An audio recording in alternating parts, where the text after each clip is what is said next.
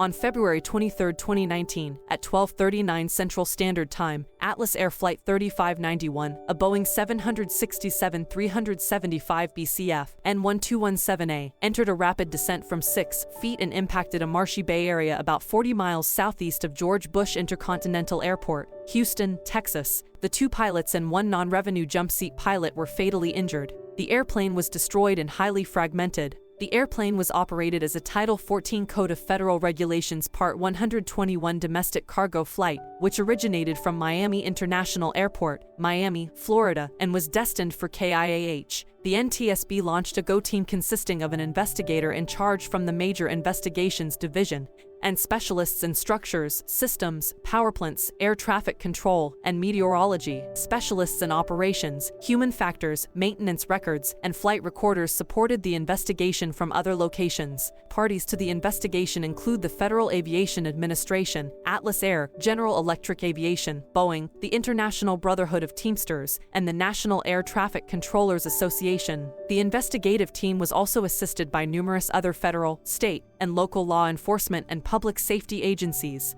The wreckage was situated in a shallow muddy swamp area, and the main debris field was oriented east to west and about 350 yards long by about 200 yards wide. 1 engine and some landing gear components were found beyond the main debris field to the west. Less dense components and a large portion of the cargo floated southward and were recovered up to 20 miles away. The wreckage was highly fragmented and resting in the soft mud in 1 to 3 feet of water. Recovery of the wreckage was very difficult in the swampy conditions because visibility in the water was poor and the muddy bottom could not support heavy equipment. Airboats, barges, and amphibious equipment was brought in to search for the recorders and retrieve the wreckage. Air traffic control communications and radar data indicated the flight was normal from Miami to the Houston terminal area. About 12:30 p.m. the pilots contacted the Houston terminal radar approach control arrival controller and reported descending for runway 26 liters. The airplane was at 17,800 feet with a ground speed 320 knots. At 12:34, the airplane was descending through 13,800 feet, and the controller advised of an area of light to heavy precipitation along the flight route and that they could expect vectors around the weather.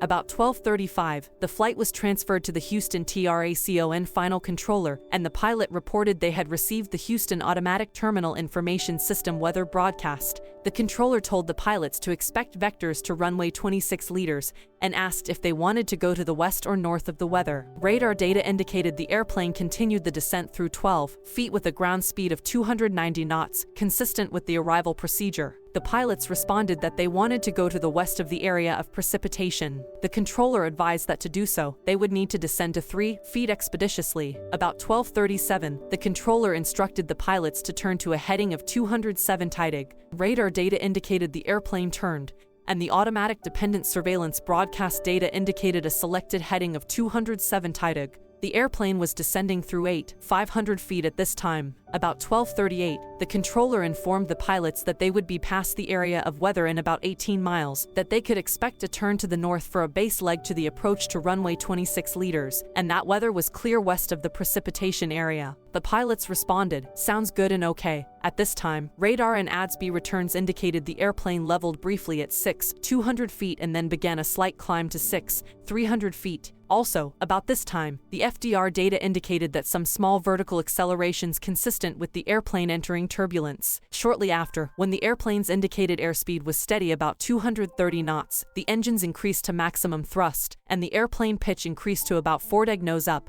The airplane then pitched nose down over the next 18 seconds to about 49 deg in response to nose down elevator deflection. The stall warning did not activate. FDR, radar, and ADS-B data indicated that the airplane entered a rapid descent on a heading of 207 Teidig, reaching an airspeed of about 430 knots. A security camera video captured the airplane in a steep, generally wings level attitude until impact with the swamp. FDR data indicated that the airplane gradually pitched up to about 20 degrees nose down during the descent. The airplane was manufactured in 1992 as a Boeing 767-375 in a passenger configuration, and was equipped with GCF-6 engines. It was converted to a freighter configuration in 2017. Maintenance records showed the airplane had 91,063 hours and 23,316 cycles at the time of the accident. There were no outstanding airworthiness directives or inoperative items. Company records indicated that the captain was qualified and current in the airplane and held an FAA Airline Transport Pilot Certificate with type ratings for the B757/767 and EMB 145.